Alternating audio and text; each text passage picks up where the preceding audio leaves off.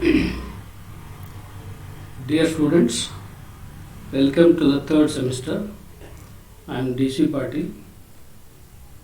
Here today we shall discuss importance of the syllabus and the question paper pattern. Uh, on the basis of the structure of the syllabus, we have to begin our study from the examination point of view. At the same time, if you want to perform well in the examination, in advance, you should be aware of the pattern of the question paper. On the basis of these two, if you begin your study, that study will be systematic and that results in a good outcome.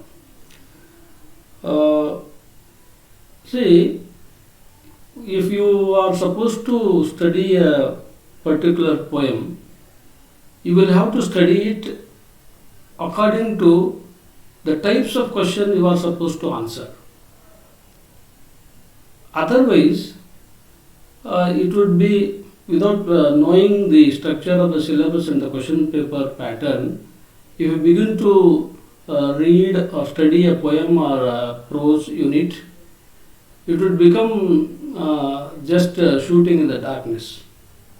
That's why whatever the examination it may be, first you will have to be aware of the syllabus and you should be aware of the question paper pattern. Then only you shall be successful in performing well and getting a good result after your examination. First, let us see what is the syllabus for third semester BA, BSc, BCA and Bachelor of Home Science, BFD.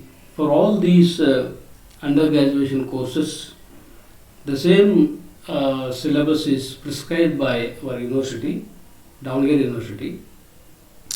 According to the syllabus, we will have to study the syllabus in three parts. I mean, the syllabus is divided into three sections.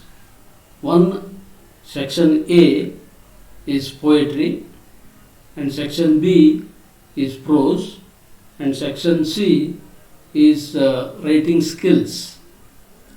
So in section A, there are just 5 poems. See how easier it is for you to study the poems because it is a very less number of poems you have to study. Just 5 poems you have to study from the examination point of view. And there are 5 prose units, that is section B. And in prose units, 3 are short stories and 2 are the essays. And the third section, section C, consists of writing skills. The writing skills like paragraph writing and an official letter writing and drafting of the speech and explaining the meaning of 5 common words. They are also called everyday expressions. And there shall be a passage given, and that has to be made in a note. And the last one is there shall be 8 phrasal verbs given. You will have to write the meaning of 2 phrasal verbs, 5 phrasal verbs, and you have to use them in your own sentences. So these are the topics in the writing skills. So this is the structure of the syllabus. So I think you could understand what is the syllabus and how that syllabus is structured, and how many poems you will have to study, and how many prose units you will have to study, and how many topics and writing skills you will have to study. So all this you came to know, I think. So let me tell you what are the poems you have to study. For that there is a textbook. The textbook is called Literary Inspirations. It is published and prescribed by Davangere University. It is available in all the bookstalls. You can purchase it for your own copy. And for writing skills, see, this textbook contains the prose and poetry syllabus for both third and the fourth semester. And for writing skills, there is another book that is called workbook, which is entitled as the Practicing Writing Skills. It is also consisting of the syllabus prescribed for both third semester and fourth semester. Now let us know what are the poems that are prescribed for third semester. Out of the 5 poems, the first one is Delight in Disorder by Robert Herrick, and the second one is God Moves in a Mysterious Way by William Cowper. The third one is When We Two Parted, written by Lord Byron. The fourth one is The Landlady, written by Margaret Atwood. And the fifth one is If You Forget Me, written by Pablo Neruda. These are the 5 poems you have to study. And in prose section, as I said in the beginning itself, there are 5 prose units, and out of those 5, first 3 are short stories and the last 2 are essays. The first short story is The Last Leaf, written by the famous short story writer O. Henry, and the second short story is Lajwanti, written by Rajendra Singh Bedi, which is a popular poem, which is a popular short story known as a partition story. And the third one is The Death of the Moth, written by Virginia Woolf. And the fourth and the fifth are the essays. Fourth is Tryst with Destiny. It is a speech delivered by Jawaharlal Nehru. And the fifth one, On History, by Thomas Carlyle. So these are the prose units you have to study. How to study these units? How to study these poems? So that is very important, and it can be known to you only when you are well versed with the pattern of the question paper, so that you can understand what kind of questions will be asked and how to write for what kind of questions. That's very, very important to make you study your syllabus so systematically to get a very good result. So let me tell you the same in Kannada.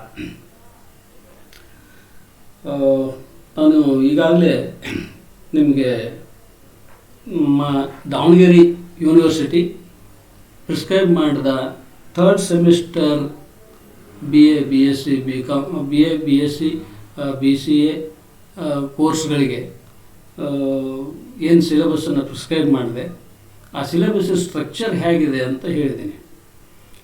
ಒಂದು ಈ syllabus 3 ಭಾಗಗಳನ್ನಾಗಿ ಮಾಡಿದ್ದಾರೆ.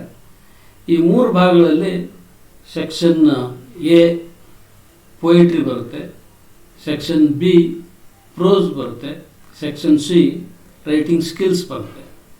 Section ಎದಲ್ಲಿ 5 ಪೊಯಮ್ಗಳನ್ನು prescribe ಮಾಡಿದ್ದಾರೆ.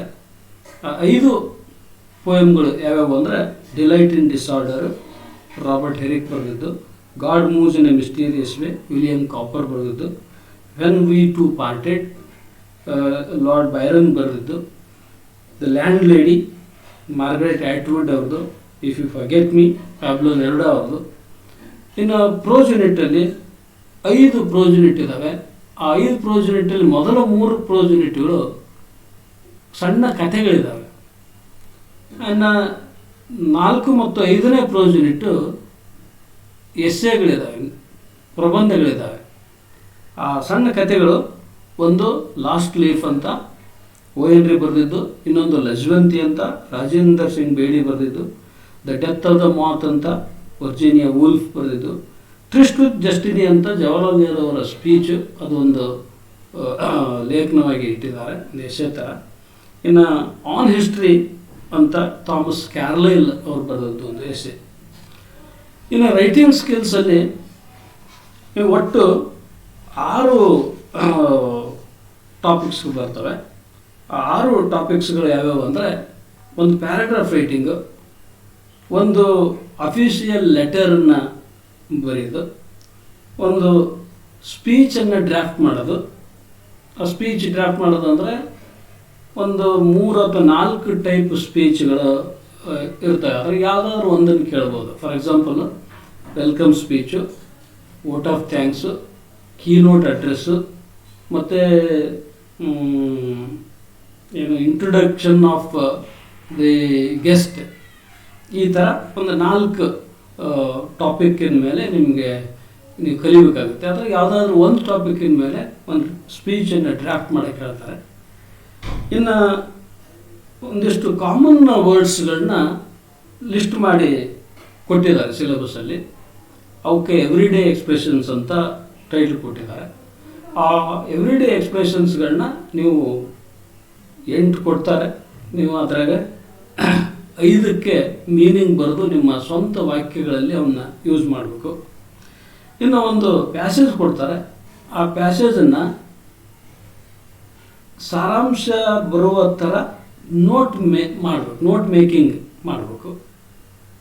ಇನ್ನು ಒಂದು phrasal herbs ಮತ್ತು ಇಡಿಯೋಮ್ಯಾಟಿಕ್ expressions, idioms, phrasal herbs ಅಂತ ಬರ್ತವೆ. ಆ ಫ್ರೇಸಲ್ ಹರ್ಬ್ಸ್ನ ನಿಮ್ಮ ಸ್ವಂತ ವಾಕ್ಯಗಳಲ್ಲಿ ಯೂಸ್ ಮಾಡಿ ಅದರ ಮೀನಿಂಗ್ ಏನು ಅಂತ ಎಕ್ಸ್ಪ್ರೆಸ್ ಮಾಡೋ ಥರ ಬರೀಬೇಕು. ಸೊ ಇದು ನಮ್ಮ ದಾವಣಗೆರೆ ಯೂನಿವರ್ಸಿಟಿ 3rd ಸೆಮಿಸ್ಟರ್ನವರಿಗೆ ಪ್ರಿಸ್ಕ್ರೈಬ್ ಮಾಡಿದಂಥ ಒಂದು ಸಿಲೆಬಸ್ಸು. ಇನ್ನು ಕ್ವಶನ್ ಪೇಪರ್ ಪ್ಯಾಟರ್ನ್ ಹೇಗಿದೆ? What is the pattern of the question paper? So that is also very important, because if you don't know the pattern of the question paper, your study of a poem or your study of a short story will not be systematic, will not be proper, because a habitual reading of a story is something different from reading of a story by a student. Because a student studies a poem, a student studies a story, but an outsider, a habitual reader will just read a story, read a poem. So just reading a poem or a story is different from studying a poem or studying a story. How? For example, in question paper also will have 3 sections. One is section A. This is poetry section.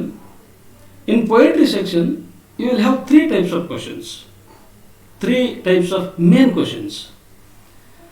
Those 3 types of main questions will be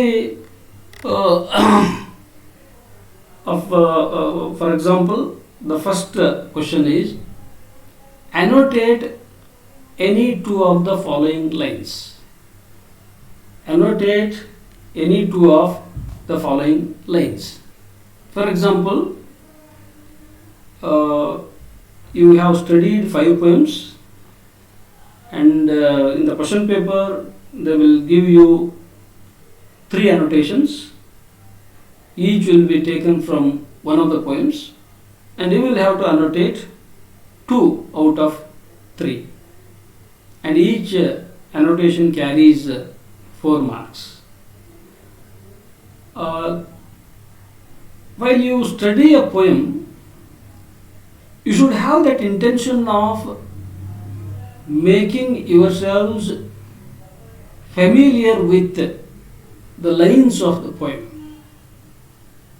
If you don't know that I have to annotate the lines in the examination, you will never try to be familiar with the lines. That's why knowing the question paper pattern is very important. If you read how to make yourselves familiar with the lines of the poems, by going through the poem repeatedly, by reading the poem repeatedly for many times. That too with considerable comprehension. If you read the lines again and again, if you read the lines repeatedly with better comprehension, by understanding those lines will become very familiar to you. And whichever the line is taken and put in the question paper, suddenly you can identify those lines are from this poem and that poem is written by this poet. You can easily identify. So this is one purpose of studying the poem. And the second one, second main question, there will be some questions that ask you to write short notes, short answers. Those short answers will also be for just 4 marks or 5 marks. So you will have to answer in less than 1 page or 1 page maximum. So how to write a short answer?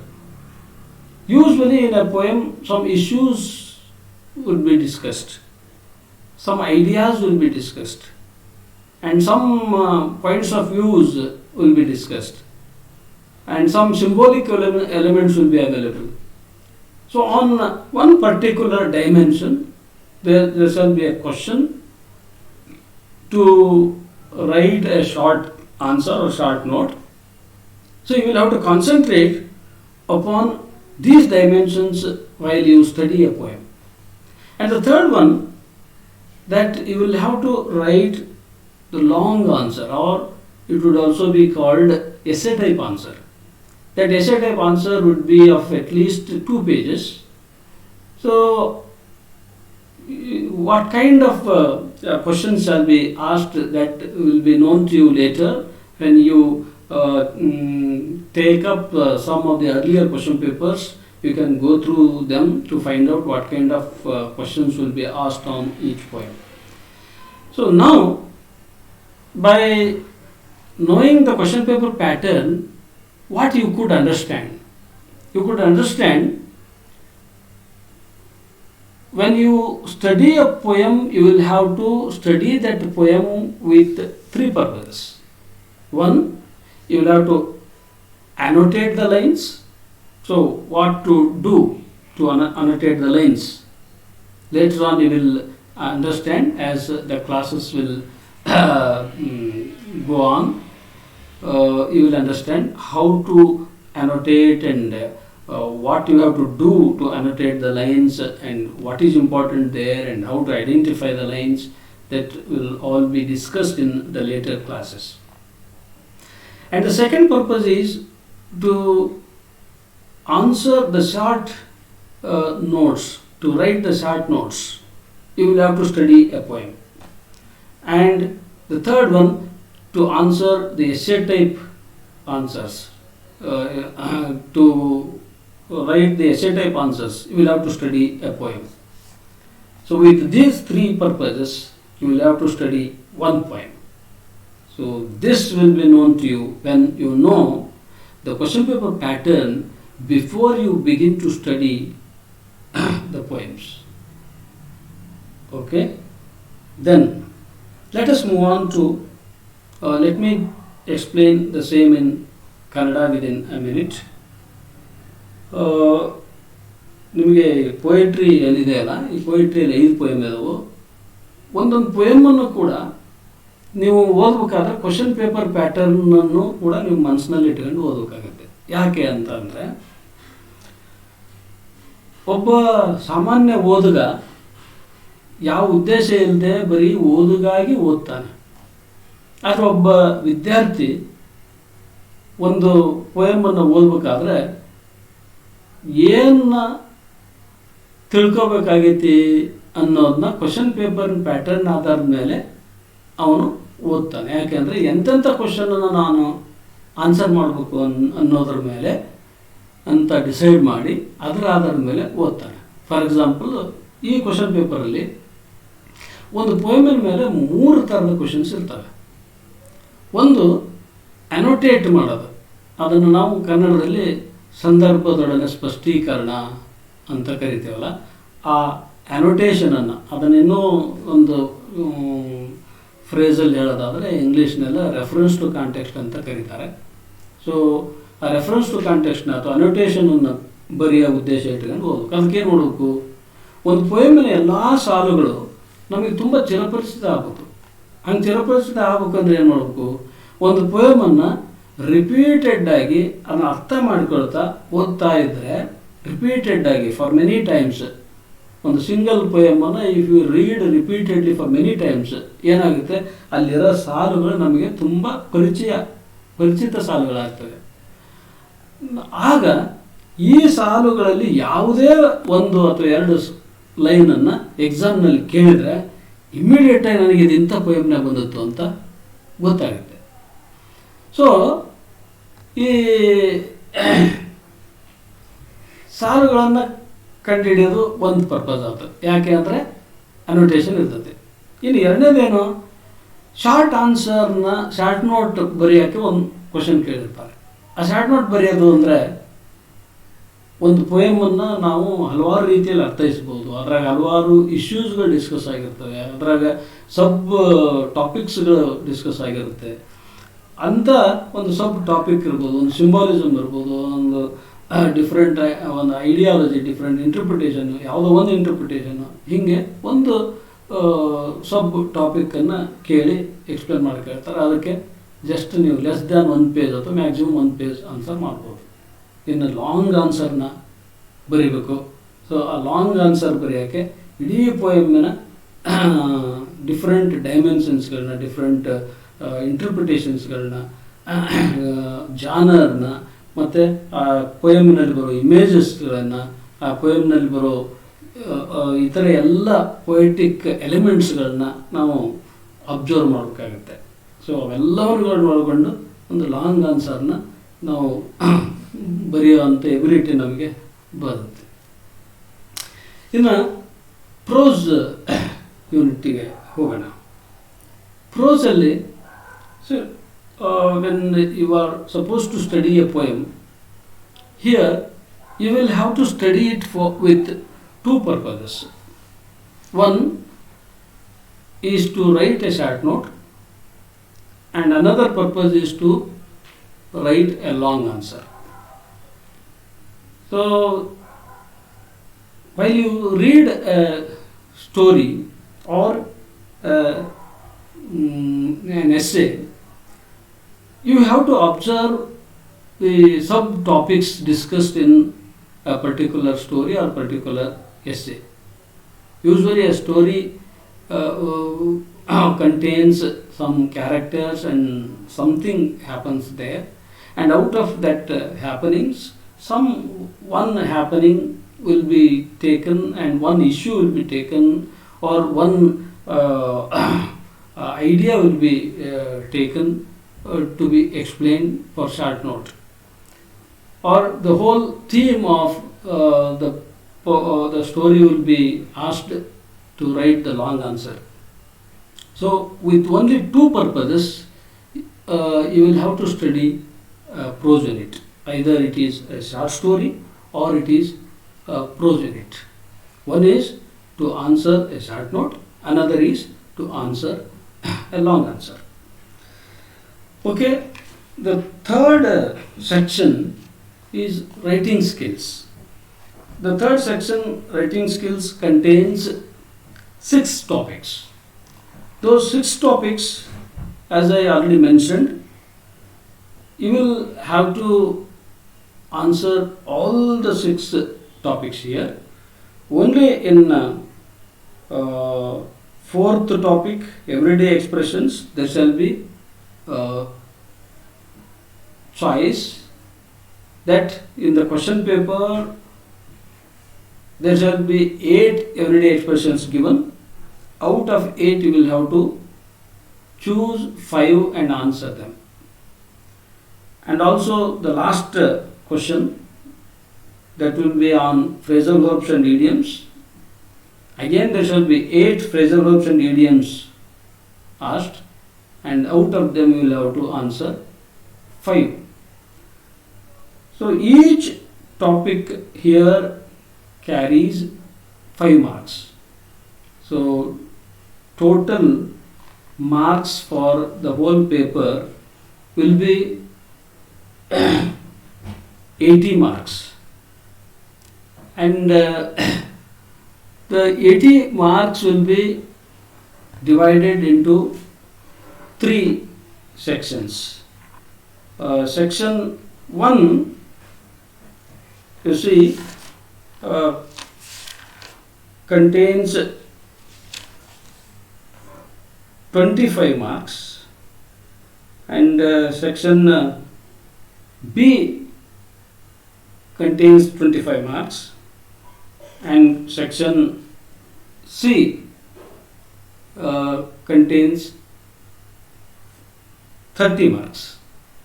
So all the 3 together, it will be 80 marks. So this is the syllabus and the question paper pattern. One more thing I have to tell you, that is, after this 80 marks syllabus and 80 marks question paper pattern, what else you will have to be aware of? What else you will have to be alert and careful? That is internal assessment. Internal assessment is for 20 marks. So how it will be internally assessed? See, let us see the internal assessment.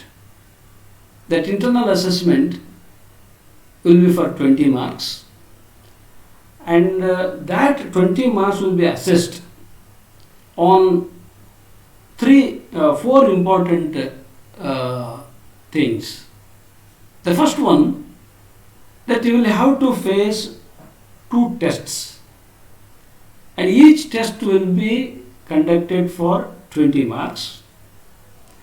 And after the valuation is made, whatever the marks you obtain, that will be reduced to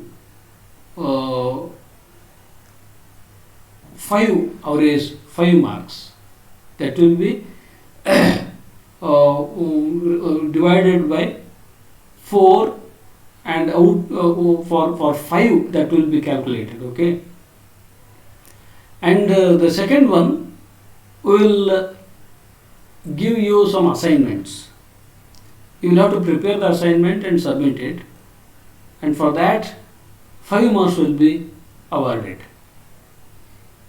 And there will be seminar in the class. You will have to present the seminar, and for that seminar presentation also there is 5 marks. And for attendance, according to university rule, you will have to attend at least 75% of attendance. If you attend only 75% of attendance, there shall be no marks given to you. It should be more than 75%. Means if you attend 80% of attendance, you will get 1 mark. 85% of attendance will bring you 2 marks, 90% of attendance will bring you 3 marks, and 95% of attendance will bring you 4 marks, and 100% of attendance will bring you 5 marks. So, this is internal assessment. What is the passing marks in internal assessment? There is nothing called passing marks in internal assessment. Because out of 80, if you score 40, you will pass this paper. Out of 80, if you pass 35 or 39, if you never score a single mark in internal assessment, you will fail. Or in other way, if you have scored 20 out of 20 in internal assessment, if you score just 25 in the university examination, both of them together it will be 45, but still you fail in this paper, because there is a compulsion that you have to score at least 28 out of 80. If you score there 28 out of 80, you will have to score 12 out of 20 here in internal assessment, so that both of them together will be 40, then you will pass the paper. So this is the marks matrix you will have to keep into your mind before you begin to study, because it all counts very much to bring you a very good success and to prepare yourselves to perform successfully in the examination. So with this much, I would like to tell you, be aware of the syllabus and its structure, and the question paper pattern, and the internal assessment. So all these together will bring you the very good result and very good success. With this much, I would like to thank you all. Once again, I thank you.